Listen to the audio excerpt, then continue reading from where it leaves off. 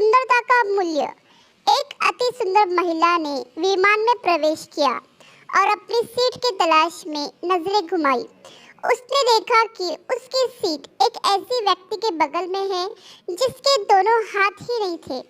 महिला को उस अपाहिज व्यक्ति के पास बैठने में झिझक हुई।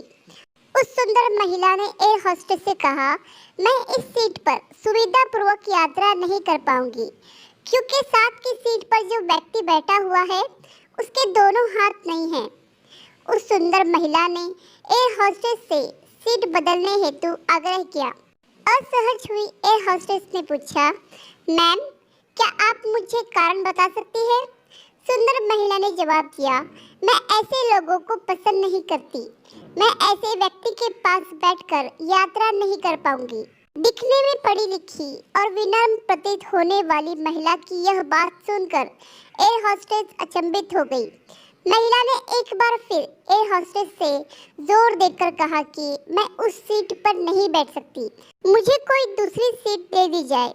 एयर होस्टेस ने खाली सीट की तलाश में चारों ओर नजर घुमाई पर कोई भी सीट खाली नहीं दिखी। एयर होस्टेस ने महिला से कहा, मैडम, इस इकोनॉमी क्लास में कोई सीट खाली नहीं है, किंतु यात्रियों की सुविधा का ध्यान रखना हमारा दायित्व है। मैं विमान के कप्तान से बात करती हूँ, कृपया तब तक थोड़ा धैर्य रखें। ऐसा कहकर एयर होस्टेस कप्तान से बात करने चली गई। कुछ समय बाद लौटने के बाद उसने महिला को बताया, मैडम, आपको जो असुविधा हुई उसके लिए बहुत खेद है। इस पूरे विमान में केवल एक सीट खाली है और वह प्रथम श्रेणी में है। मैंने हमारी टीम से बात की है और हमने एक असाधारण निर्णय लिया है। एक यात्री को इकोनॉमी क्लास से प्रथम श्रेणी में भेजने का कार्य हमारी कंपनी के इतिहास में पहली बार हो रहा है। सुंदर महिला अत्यंत प्रसन्न हुई। इससे पहले कि वह अपनी प्रतिक्रिया व्यक्त कर पाती और एक शब्द भी बोल पाती, एयर होस्टेस उस अपाहिज और दोनों हाथ विहीन व्यक्ति की ओर बढ़ गई और विनम्रतापूर्वक उसने पूछा, सर, क्या आप प्रथम श्रेणी में जा सकेंगे?